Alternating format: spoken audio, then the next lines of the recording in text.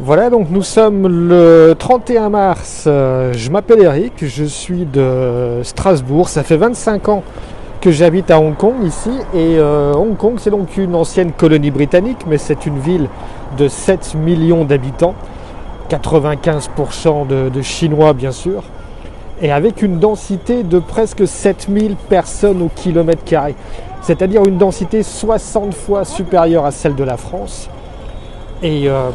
Et aujourd'hui, après 3 mois d'épidémie, on doit compter environ 600 cas et seulement 4 décès liés au coronavirus. La grosse différence par rapport aux chiffres auxquels on assiste aujourd'hui, et c'est dramatique en Europe, aux États-Unis, c'est que ici, comme vous le voyez, 100% des personnes portent le masque. Tout le monde porte le masque dans la rue. Il n'y a pas de confinement, seules les écoles sont fermées. Mais par contre, les magasins sont ouverts, les restaurants sont ouverts, le shopping, les centres commerciaux sont ouverts. Et comme on le voit, c'est une activité quasiment normale, sauf avec le fait que tout le monde porte le masque. Si on compare par rapport à New York, qui a aussi 8 millions d'habitants et qui compte aujourd'hui jusqu'à 500 morts par jour, c'est dramatique. Le port du masque ici fait toute la différence. Parce qu'on voit que sans obligation légale, sans avoir forcément de contrôle policier à tous les coins de rue, c'est machinalement que les gens sortent de chez eux, sortent du bureau, vont faire leurs courses ou sortent tout simplement avec le masque en permanence. L'Alsace, qui n'a qu'à 1 800 000 habitants, soit une population de 220 habitants au kilomètre carré, ce qui encore une fois est quasiment 40 fois inférieur à la densité que l'on a ici. On compte aujourd'hui presque 500 morts à la fin du mois de mars.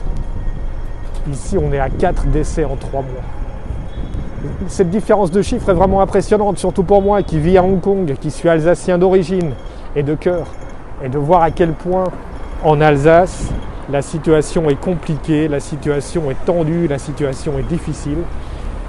Alors qu'il semblerait que le simple fait de porter le masque puisse déjà vraiment être le premier geste barrière.